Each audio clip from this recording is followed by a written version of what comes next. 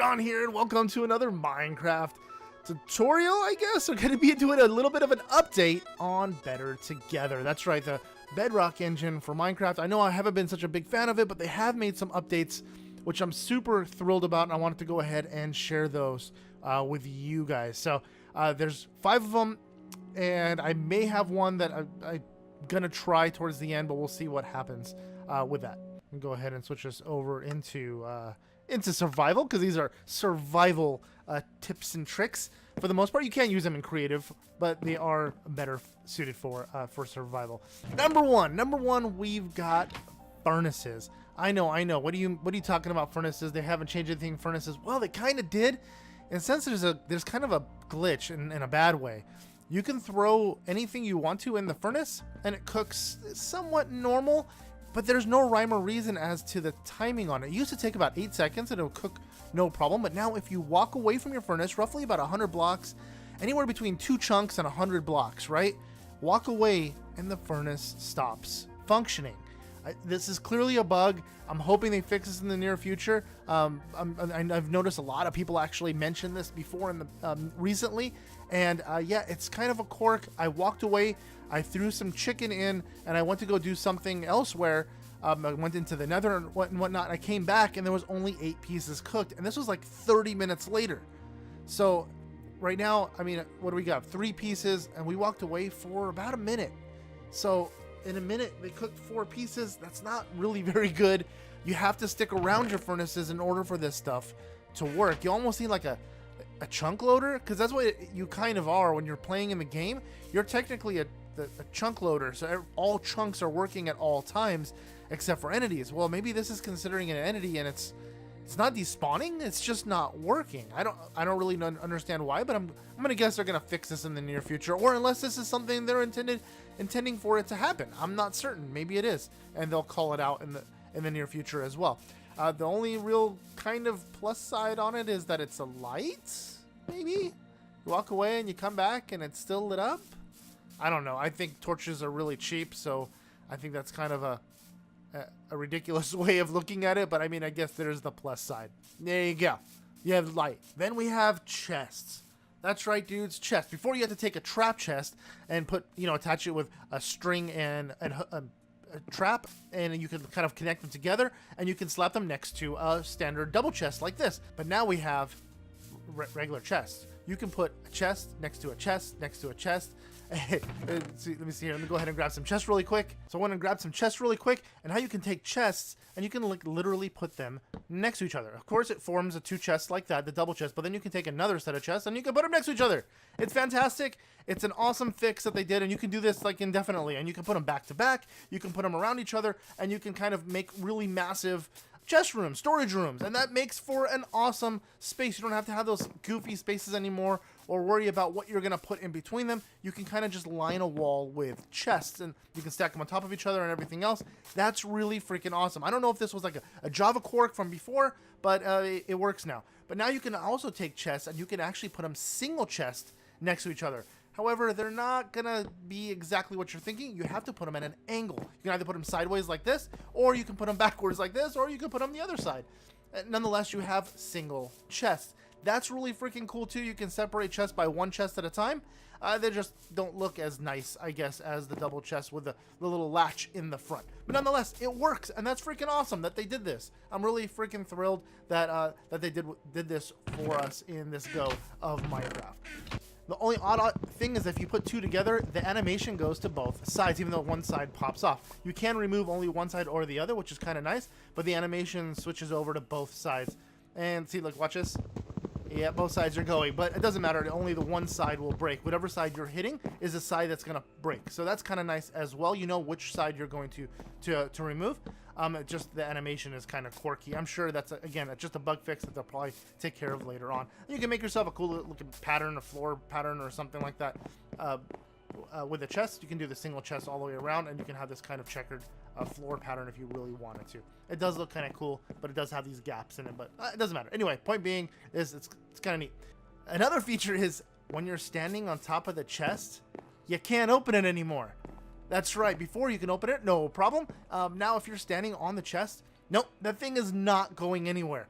And so this kind of comes in handy in two ways. One, you can't open it when you're standing on top of it, which is fine, but that's not really a good thing. But no one else can open it either. So if you want to go AFK and you don't want anybody to enter a chest, you don't have PvP on, then no one's accessing your chest. And if they break the chest, you're going to fall on it and you're going to absorb all the items. So they're not getting your stuff. So if you have diamonds in there or armor in there or whatever it is, you can kind of stand there, walk away, AFK. I got to go pee really quick, come right back, and my stuff is going to be safe because no one can access it, which is really freaking awesome.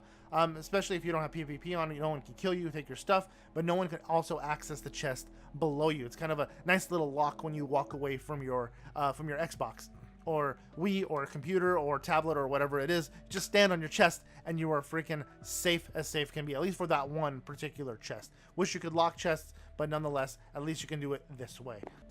Another awesome feature that I wasn't really thinking about listing in this was show coordinates. Look at this. They added this tab right here, and now you can turn on coordinates on your screen, which before, you know, it says, look at game rules, show coordinates has been updated to true. So now we have our position, our XYZ stays active right there in the top left corner. And that to me is really freaking cool. Before it was on maps, but on the computer, on the PC, when you play the Java edition, that's kind of where it shows up when you hit F3 anyway. So it's kind of nice to have it there. I wish it was a little higher up in the corner. It'd be a little better, but right there, it's fine, I suppose. You have coordinates now. I mean, we complain about things, and then when they fix it, we complain more. So whatever. I'm just saying we actually have coordinates. The only thing I wish we could do is kind of move its position around or make it maybe a little more transparent. That would be kind of nice. But before we had them on maps. And speaking of maps, these maps, the initial maps that come with, that you initially make, are crap. They're junk. Why they make them, I don't know, and I'll show you what I mean. You can take a map. Look, watch this. Let me activate it really quick. Let me show you what it looks like. Boom. It's super zoomed in. Like, I guess it looks cool because you can see the shape of the things that you built, but look, you can see single blocks in there. Like anything that has a pattern on it, you can actually see actually you can see each and every individual block, which is, again, kind of cool if you're making some type of art thing, I suppose. But then you can take this map and make it a level 2. Watch this. Make it a level 1. I'm sorry. Right now it's a level 0. We're going to put it in the middle. And you have to do this in the manual crafting because you can't do it. It's not available in the auto crafting thing. But you just surround it by paper. Really, really simple. I'm still getting used to the controls, guys. It's really wonky. But nonetheless, look at this. Now it says a level 1 out of 4 map. I'm going to pull it out. Display marker is turned off. I don't know why it did that. But it's, again, another little quirk. So you don't see your little icon walking around, which is really bizarre. But it's turned off for whatever reason. So there we go. Now we have it. It's zoomed out a little bit more. You can still see most every block. That's more like 4 blocks in one. So it's zoomed in a little bit. But now we can take it and put it back in here one more time. Let's go ahead and put our map right back in the center. And then we're going to surround it by paper again. A level 2 of 4 map. Now this is the size of map that we had standard on console. These are a 500 by 500 block map, which is really cool because then you only need 25 blocks for a standard Xbox roll, but now everything's infinite, so who cares? Doesn't really make a difference. But still, nonetheless, you have a 500 by 500 block map, and this is, again, more what we're used to, and it makes it really easy to make a giant map of the world, especially when you want something to click side by side next to each other. It's easier to identify things as you're walking around. I'm walking around trying to see if the fog of war is actually lifting, but I don't think it's going to. Okay, let's go back and show you what it does at yet another level. And this is going to be a level 3 of 4 maps. It's a 1/8 scale of the world. Watch, let's pull it out. Check it out, dude. Look how small this thing is. I found a map that actually has the marker turned on, so I made that one a 3 out of 4 level, and look how small everything is. You can literally fit like 1,000 by 1,000 blocks in this thing. Look at that block in front of us. That little tiny gray block is that pyramid. That pyramid is roughly, I think it's 40 by 40 blocks wide. And it looks like a little tiny little thing on there. And I think with the mountainside and everything else, it's like 50 by 50. So it's massive. And it looks super small on there. This is 2048 by 2048. Look how small our world looks. That is freaking insane. I mean, even the Fog of War gets lifted on such a massive chunk. I think it actually overwrote some of our world with the Fog of War. That's that browned out area. I keep talking about that. That's a browned out area that's kind of surrounding your map, area that you have not explored yet. But look at that. That is so ginormous. It's freaking ridiculous. Everything is so miniature on there. It's almost useless. Actually, it is useless. I don't even know the purpose of this one. I like level 2. Level 2 is perfect for the maps that we use because it resembles the Xbox maps and it works out beautifully. You can find certain landmarks around the world, lakes, rivers, and stuff like that, hillsides even, and actual monuments, where the level 3 and level 4 worlds are just a little too small. They're just too hard to identify anything with. The level 1 map is also not terrible, but the level 0 map is just garbage as well. I'm going to say that somewhere in between is probably a happy medium. I don't know what you would use this map for. Maybe let me know in the comment section below what we would possibly use that map for. I really have no idea. Maybe like an Easter egg hunt of some sort. I'm not sure. Some kind of challenge. Work only off of a level 4 map, and that's all you've got. Okay, the next one we've got are pistons. I know, pistons, nothing new. But now we can push and pull chests. Check this out. Pull them back and forth. And we can do the same with furnaces. Boom. Boom. Look at that glitch on it, though. I don't think that's the animation. I think that's a glitch. Unless that is the animation, then it's just really bad. Look at it. Look at it go. It glitches out when it stops. It blinks. Yeah, whatever. But it only does it on the furnace. It doesn't do it on the chest. But the chest does look a little forced. It looks odd. Anyway, so it's just throwing me off nonetheless, but there you go. So it's kind of cool that you can push chests. You can do auto chest systems now. We can probably move them around quite a bit, which will make for an easier setup. Before we were trying to use the shulker boxes, but shulker boxes don't hold very many items, and at least with the chests, you can hold quite a bit, and you can do a chest organization system now with pistons, which will make things a lot easier. You can do like many chests. I don't know if we can stack them up together. I'm sure you could. Just like regular blocks, it'll probably push 15 chests at a time. That should make for a pretty awesome automated system. Let's go ahead and grab another chest. I have an idea. I wonder if it'll push both chests at the same time. Let's go ahead and give it a go.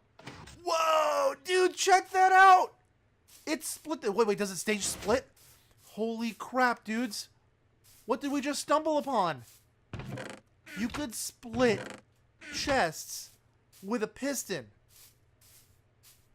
And it stays split. This is so freaking cool. Wait, can you remove this? Will it stay?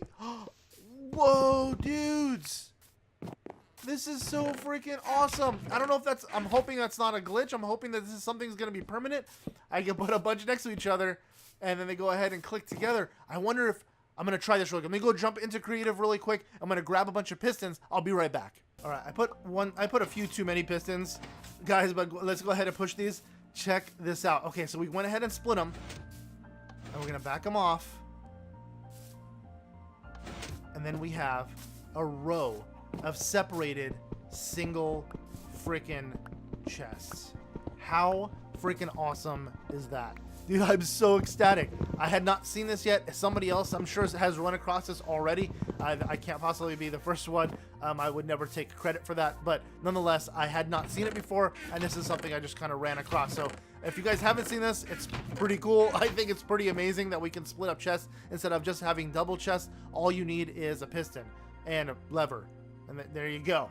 Anyways, dudes, I hope you guys enjoyed this video. If you guys did, if you guys can smash that like button down below, it's greatly appreciated. And if you're at all new to this channel, if you guys can click that subscribe button, it helps the channel out a great deal. We just crossed over 8,000 subscribers, and I'm grateful for each and every single one of you guys out there that have subscribed, liked, commented, and anything else in between.